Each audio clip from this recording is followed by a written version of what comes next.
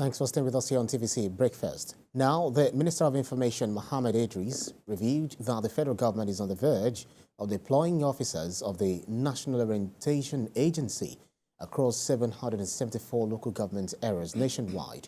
The minister lamented that most of the information outposts in the country are unmanned and said the move is necessary to restore consciousness of nationhood. Now, let's talk this through by speaking to a strategy consultant, public affairs analyst, Dikbo Iwole, who is in the studio with me. Thank you so much for joining us on TVC Breakfast. Good morning. And I've got public affairs analyst, Muyiwa Ogulaja. Thank you so much, gentlemen. Thank you, Wendy. Good morning. On the show. It's good to see you. You're looking radiant.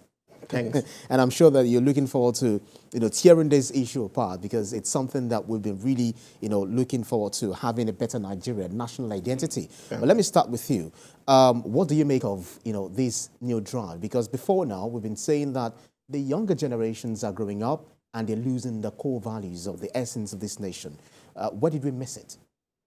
Well, I quite agree that most of our core values in Nigeria have been eroded. And this is due to the fact that those who are expected to impart these core values have failed in their duties. Who are those? The family has failed, government has failed, religious sects have failed, and more importantly, the influence of the monster called the social media. Most parents they don't longer see the need for what's called proper home training. One of our core values in Nigeria is respect for elders, respect for constitutional authority, respect for those in power. That's no longer there. You ask, in our own days, when you get into a public bus and you see any other person standing, the next thing you do is you will leave your seat and say, "Daddy, please be seated." Without talent, ask anybody to do that. I have paid mine. I paid my transport fare. Why should I be up? So that respect is no longer there. People don't even respect government. At times people do what they like with flagrant abuse. In our days, you protect public property. But now you see public property is being vandalized by young ones who are supposed to be the leaders of tomorrow. What some of our religious sects teach again is annoying. Religious sects are meant to prepare the minds of the people to see the country as theirs. Instead, they now preach nothing but prosperity. Then the social media has worsened the situation. It has given these young ones the belief that, yes, they can do what they like, that the government should not be respected, that government is not doing anything for them, that nobody is helping them, they have to help themselves, and they should do whatever they like. So we have actually lost it that way. And because of that, we now have all these vices, prostitution, kidnapping, violent crimes, here and there. Those are the things that they are not interested in.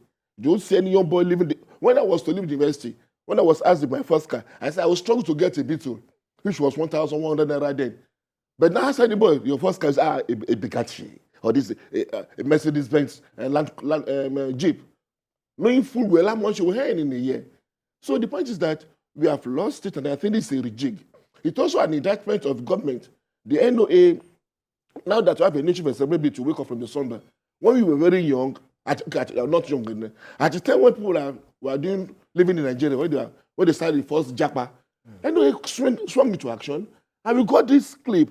Andrew, don't check out, don't go. But now with all this Japa happening, what have they done?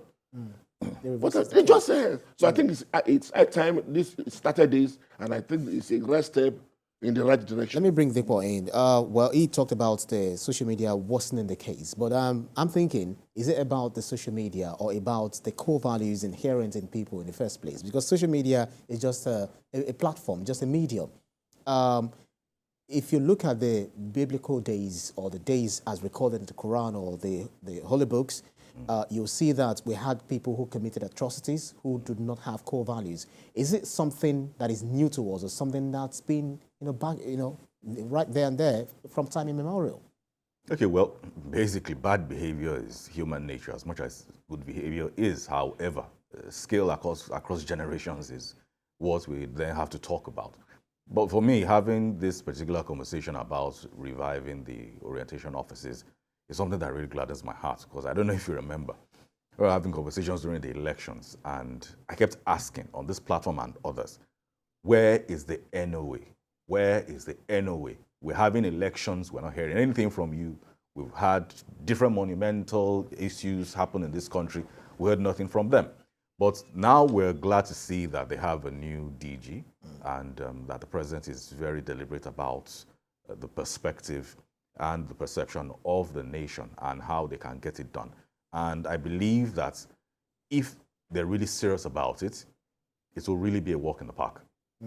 Why did I say that? Now, I've always held the belief, which I've said here in several other places, that getting things done here, especially at the local government level, is the easiest and cheapest that we can get it done. And how can we get this executed? Now, we have different units, different departments at the local government levels. We have the health department at the local government levels. Maybe every quarter, you see them on your streets. They're trying to do immunization, vaccinations, attach somebody to them, pay the person a stipend, even for our national population census that we're trying to do.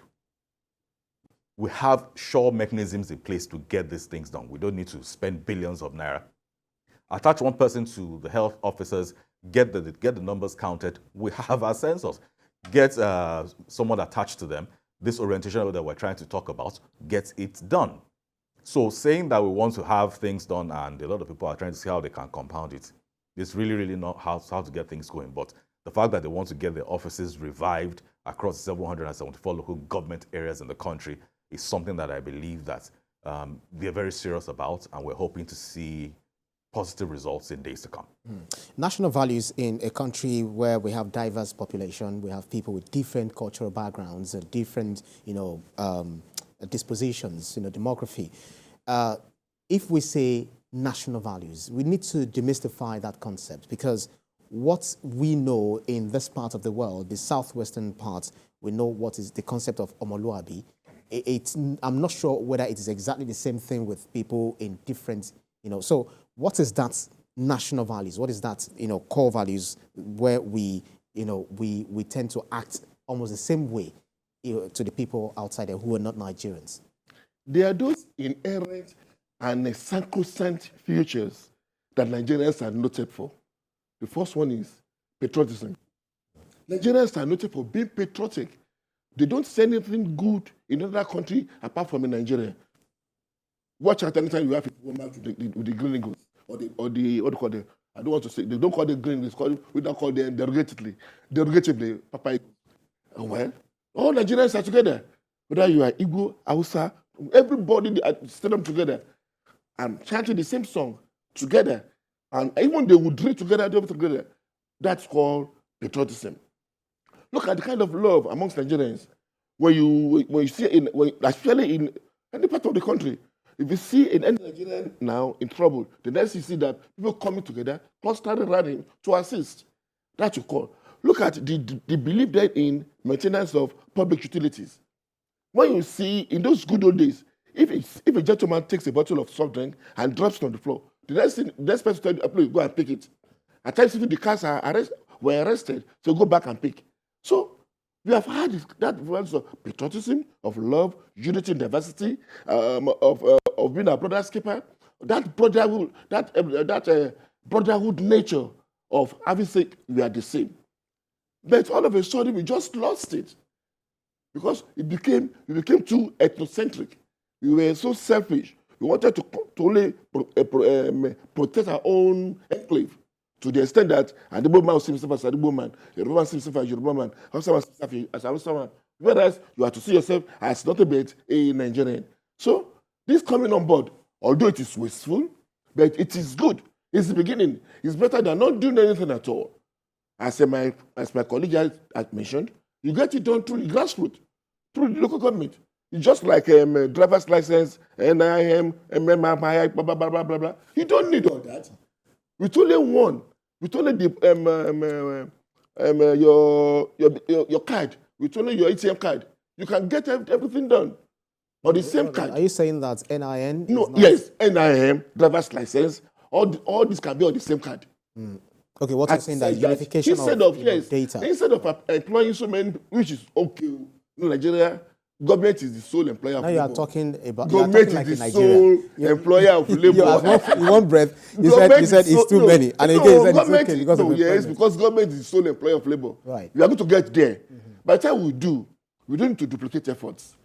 But if they don't duplicate efforts now, many hands will become idle. And this saying, An idol is the devil's workshop. So let them be engaged and let them do all this. But that's not to say that the core area, which is the local government, the nearest to the people, should have been utilized and a lot of money will have been saved.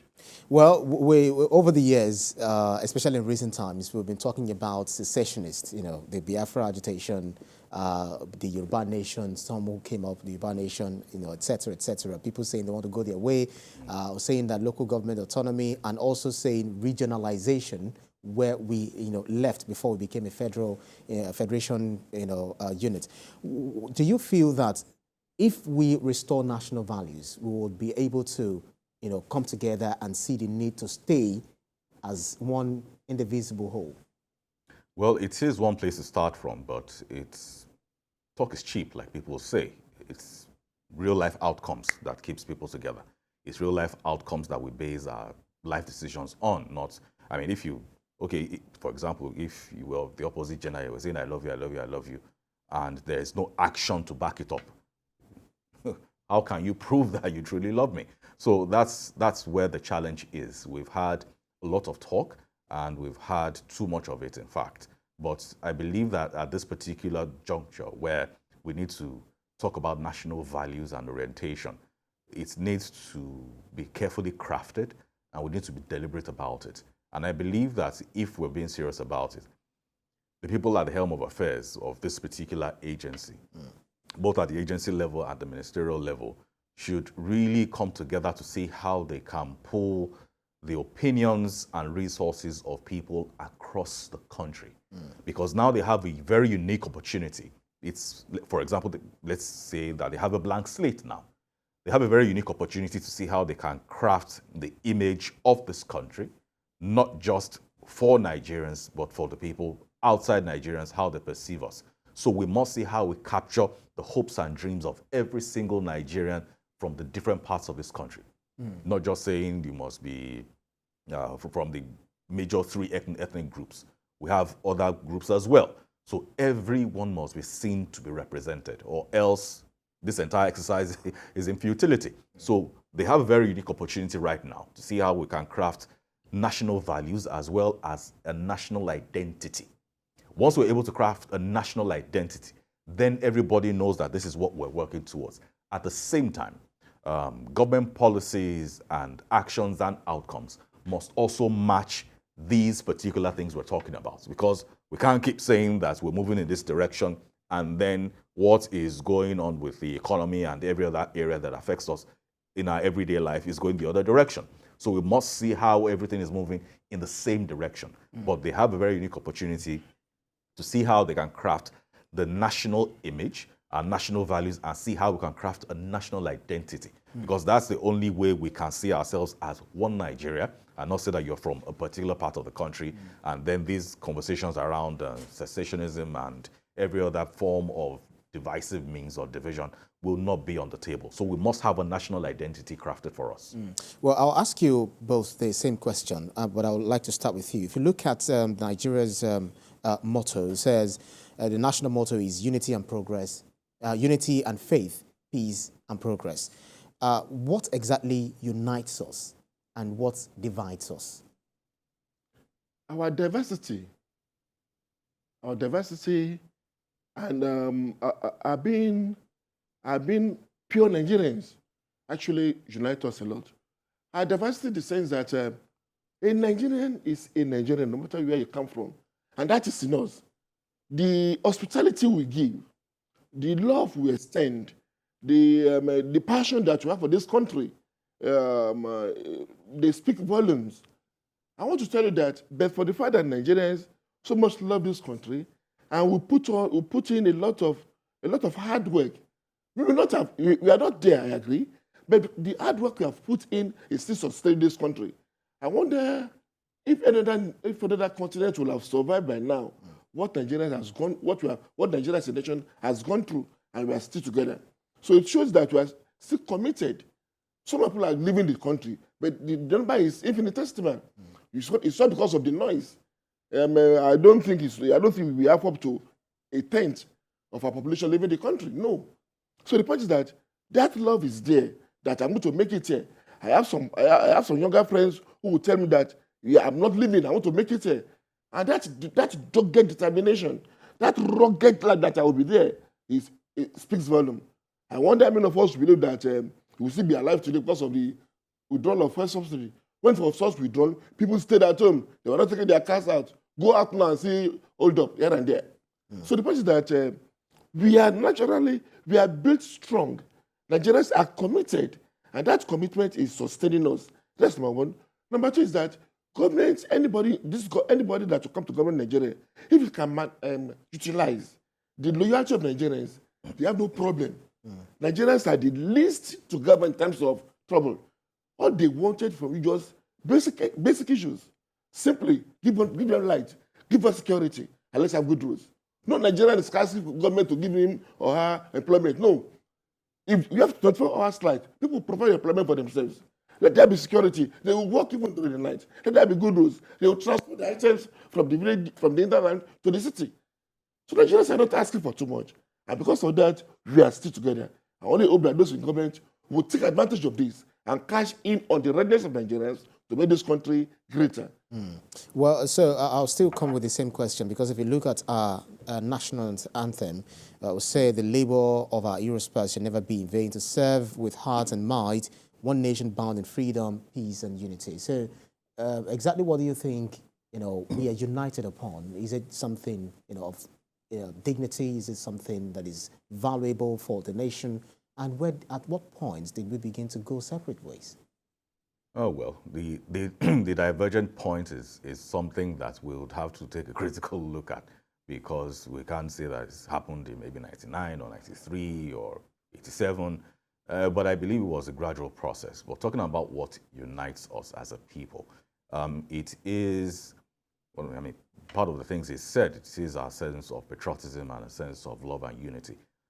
I tell people that, I mean, if you spend a lot of time on social media, you would believe that Nigerians are very divided. But let me give you an instance where somebody who's not a Nigerian attacks a Nigerian. Then you will know that Nigerians. So Nigerians will have a principle. You are a Nigerian, and the only person allowed to insult you.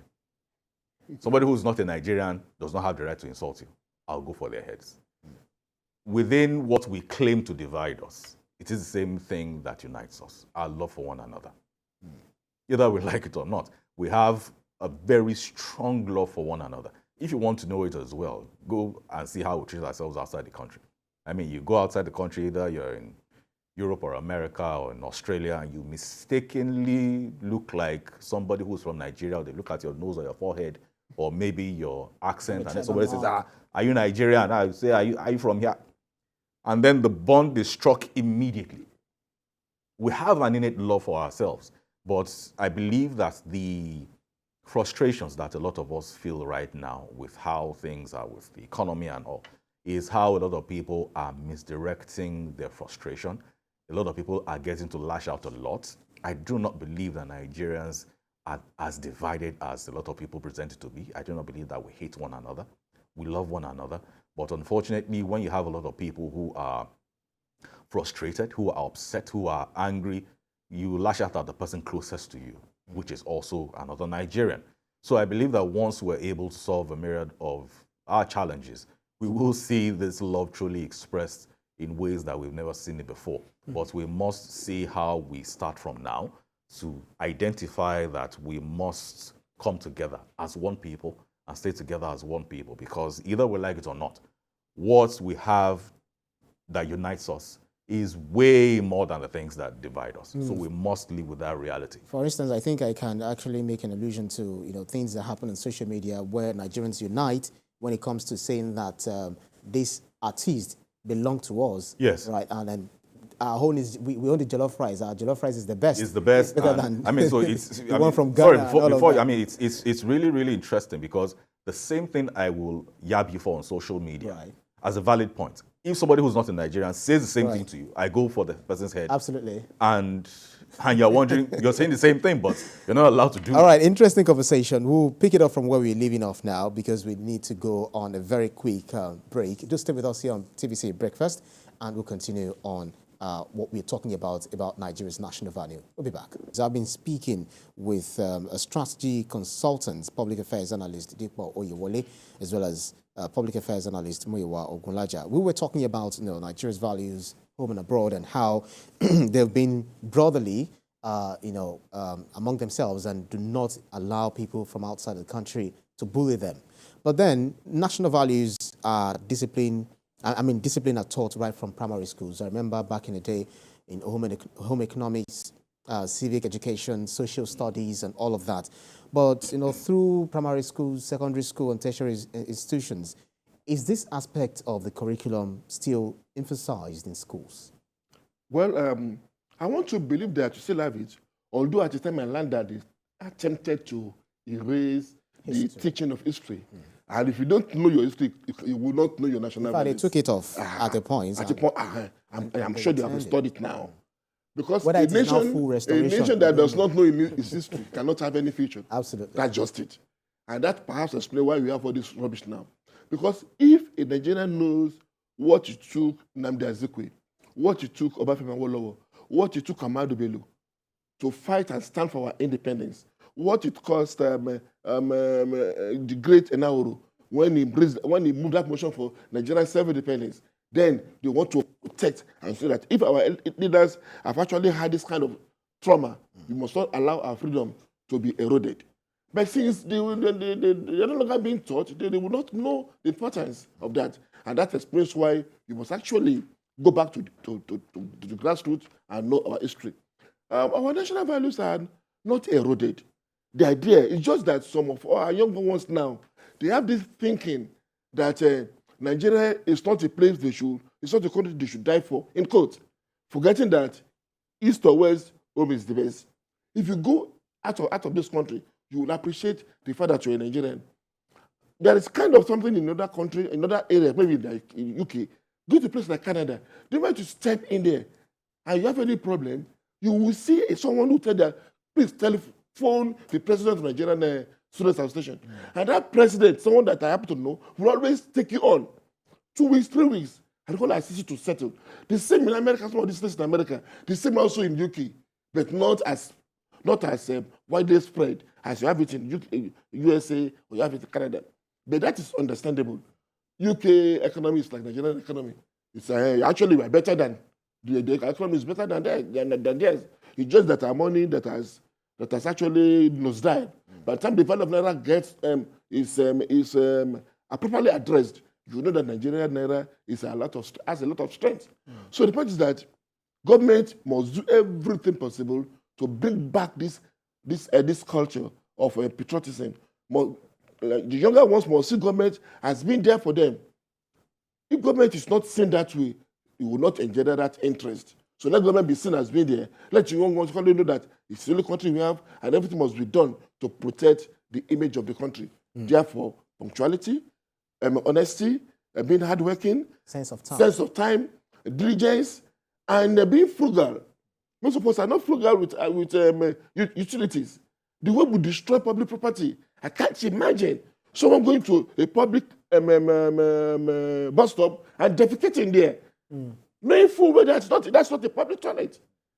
So the point is that we only have a lot to do, but a lot of work has to be done by NOA. Let NOA wake up from the slumber. Let there be jingles here and there in different languages. Show examples. Show that it's not good to drop a bottle of something on the road. Show that it's not good to drop the wrapper of your body on the road. Show that people that Nigeria can survive it, but without going abroad. Show these jingles and rekindle their interest. And their passions will be there, and they'll be committed to that country called Nigeria. I saw a video on social media last night, which was posted by one of those bloggers, of a man who parked somewhere, and then he's in Port Harcourt, according to the blogger. And some thieves, some robbers, just came to rob the man, and carjackers, they snatched the car and went off. People were now reacting, saying that, listen, the man ought not to have parked there. Or if he had parked there, he should have got into his car and, drove off almost immediately, since he knows that, that place might not be safe, all of that. And others are saying, come on, listen, where I parked my car, as long as it's not in the middle of the road, how long I tarry for in my car should not be the problem. Why don't you speak to those who have come, those who had come to rob me of my belongings, of my property. Where do we miss it here again? Because where people are supposed to be blaming the perpetrators of crime, but they'll be blaming the owner. I remember in Yoruba language, when they say, I can't really remember the expression, but they will be blaming you, the owner, why you especially left it somewhere. I don't want to mention. Because I picked my wife from Ibadan. Okay, please, our wife, that's withdrawn. Please So stay with you understand the point that I'm making. So exactly where do we miss it here too? Because where we are supposed to, put the blame, we'll take it to the one who is the victim. Well, interestingly, what we find on social media, a lot of it I don't take very seriously, because I have found that a lot of people say what they say on social media. So there are different groups of people. Some say it for their engagement. So some like to be contrarians. Even if you tell them that this is black, they say, no, it's not black. It's beige, brown, baked in soda water, something. So they just want to be contrarians so that you can react, okay, so they can get engagement. Some people are really just disingenuous, and some people are honestly and harmlessly just not that bright, okay? They just don't know better. That's right. All right? So they're different people, they're different groups of people. But in terms of speaking to our core and what we stand for, I believe that, unfortunately, we live in a time where even when you have to say the truth, a lot of dissenting voices will want to shoot you down, they'll want to silence you, especially on social media. And this is not just a Nigerian thing now, it's a global thing, where everybody knows that this is this, and you dare go against the grain, and people come for you. And frankly speaking, some of us don't really want a headache, because like I tell people, personally, I don't engage in anything political on social media. If you want to know my views on anything, I'm on these platforms every other week. So tune in. If you don't tune in, fine. But I'm not going to be engaging with somebody that is not even interested in either learning or having an honest conversation, because you'd find that even people that should know better and do know better, they are just being disingenuous because they want to appeal to a certain type of audience so they can get certain types of engagement. And I'm not going to let you farm engagement off me when I have things to do with my time. So that's not going to happen. So yes, in terms of our values, it's something that we need to look at, and more importantly, from the home. From the home. That's where we say charity begins from. Unfortunately, we've lost a lot of our value systems from the homes. Back then, I mean, we don't hear it again, so I'll still say back then. They used to say, remember the son of whom you are. Now we don't hear it anymore, where we also have a proverb that says that your son is not a dry cleaner, but he comes home with clothes every day. So you know that, okay, your son is, his trouser size is waist 32. The trouser I saw in his room is waist 40. Jeans, another one is waist 38. He's not a dry cleaner. You don't need a prophet to tell you that your son is a thief. So, unfortunately, these things have been eroded, and they are no longer there in our society. They're no longer there in our homes. And I believe that that's where we really do need to begin this particular orientation from, where people also need to know that remembering the son of whom you are means that you don't damage the family name. Now people don't even care. You have parents who are even the ones who are encouraging their children to go into cybercrime and all sorts of They even have vices. Association of Parents of these funny folks. So from the home, that's where we need to address this particular position from. Because of our time, we still stay on this social media, because that's where everyone seems to be living at this moment. You know, the netizens, that's their nationality. But how do we educate social media? Because the social media users, because at the time when they went for Pastor E. Adeboye, when he said we should pray for the nation, blah, blah, blah. They went for Wole Soyinka when he spoke the truth, and other people who we are revered home and abroad. How do we tell them that disagreement and disrespect are two different things? Number one, let me put it this way, that most of these social media users, they have their own plans. Let me put it this way. It's not that they don't know what should be done. As my brother said, some are looking for ways of being appropriately engaged. Do you know that if you have a number of followers, listen to your program on social media, that is monetized? So just want to have followers so that they can have it monetized. Unfortunately, they end up misinforming the people. And for those who are very gullible, they will not be able to decipher the truth from fairy tales that should not be there. And they couldn't want to let credence to the fact that the family has a lot of role to play. That's right. Imagine a family where you have a 4-year-old boy, because he has been scolded, the boy just takes the toy given to him and threw it at the 46-inch telly in the house, and the skin is broken. Instead of taking the boy and dealing with him and the mother at the same time, when I say, John, sorry, I won't do that again. Sorry, John, we'll buy that one for you. I don't think that will still happen in this economy. It's happening. It's happening. It's happening. Surprised. It's happening. That's the truth. What kind of value do you want that boy to have? Will it be frugal with government activities, or government spendings, or government property? It wouldn't be. So parents have a lot of role to play. Although parents will tell you that you have to go to the office, will not come back at around 10 p.m. when the boy will have gone to sleep. We will leave as early as 8, as early as 6, when the boy is still sleeping. But you must create time for our children and bring them up properly. So it's a clarion call now to parents to be up and doing, to National Orientation Agency to wake up from its slumber, to government to provide an enabling environment, and to the society to do that all together. We all have a role to play. We're supposed to bring this to an end, but very quickly, your parting shot on this particular one. Okay. Just in less than a minute. All right, very quickly, the NOA needs to understand that they need to have a holistic approach to this. So it isn't just about using the local governments alone. You need to liaise with the religious houses. You need to liaise with the Ministry of Education to see how they can include these things in the educational curriculum, see how we can engage families, especially maybe through the religious houses, see how you can, of course, the low-hanging fruits, the TVs, the radios, the social media, and all of that. But we must see how we craft a national identity. It is very important at this time.